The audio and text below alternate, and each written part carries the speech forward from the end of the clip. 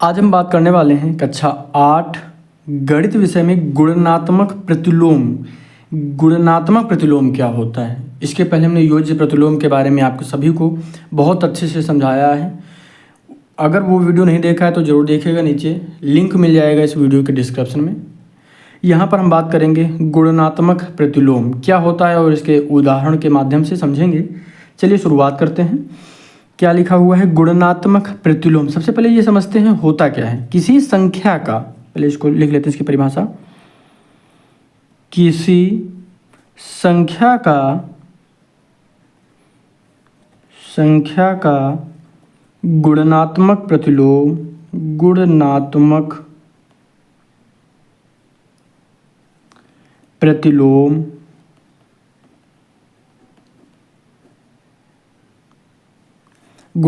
प्रतिलोम वह संख्या होती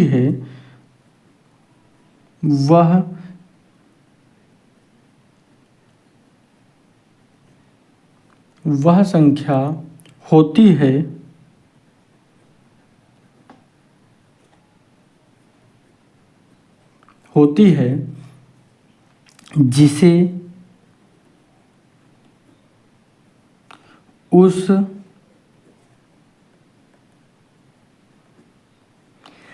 संख्या से गुणा करने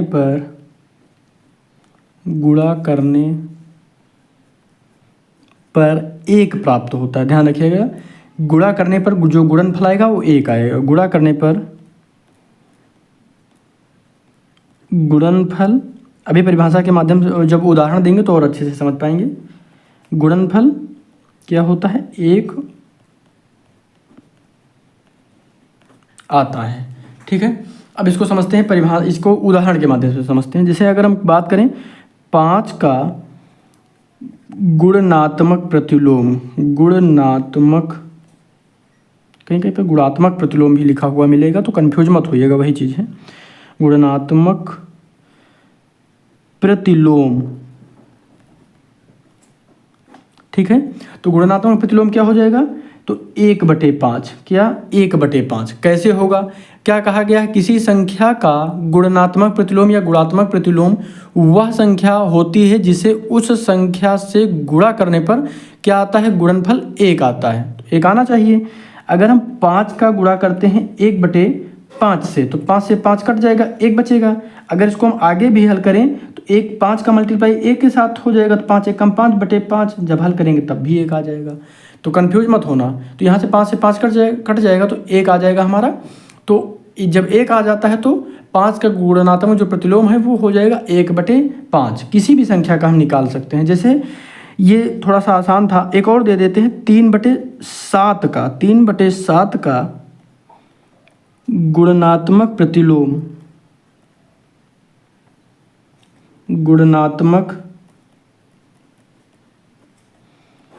प्रतिलोम, तो ये क्या हो जाएगा? 7/3। ठीक है।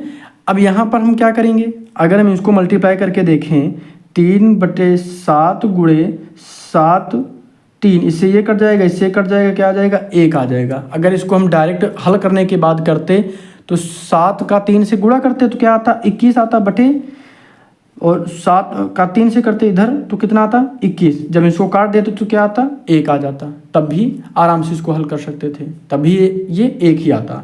ठीक है, कोई दिक्कत तो नहीं है। अब इसको हम समझते हैं कि करना क्या है। जैसे अब हम एक और ले लेते हैं। जैसे माइनस का लिखा हुआ है, -4 लिखा हुआ है, तो क्या करेंगे? अगर -4 लिखा है तो क्या करेंगे? -4 का गुणनात्मक प्रतिलोम, इसको फिर से लिख लेना है। गुणनात्मक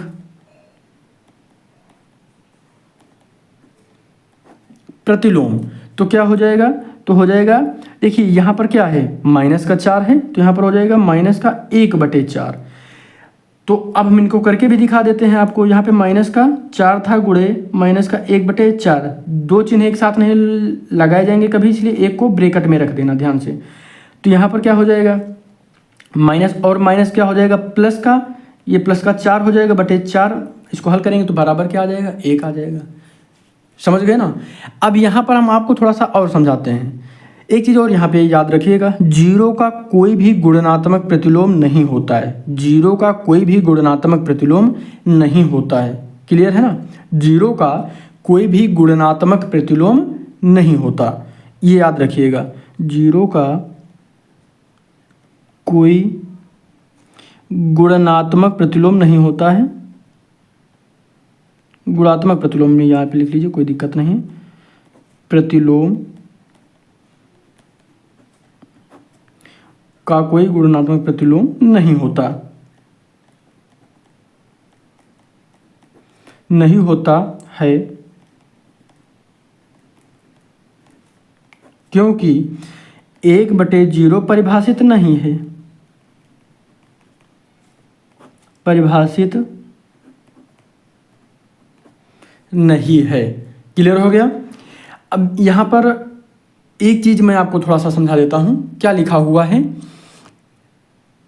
3/7 था तो हमने क्या किया, उलट दिया इसको। क्या किया, संख्याओं को उलट कर उल्टा कर दिया, उसका गुणात्मक प्रतिलोम हो गया। ऊपर गौर से देखिए, 5 का गुणात्मक प्रतिलोम जब पूछा गया तो 1/5 हो गया। यानी हम क्या कर सकते हैं, इसके बटे में 1 मान सकते हैं और संख्याओं को उलट देंगे।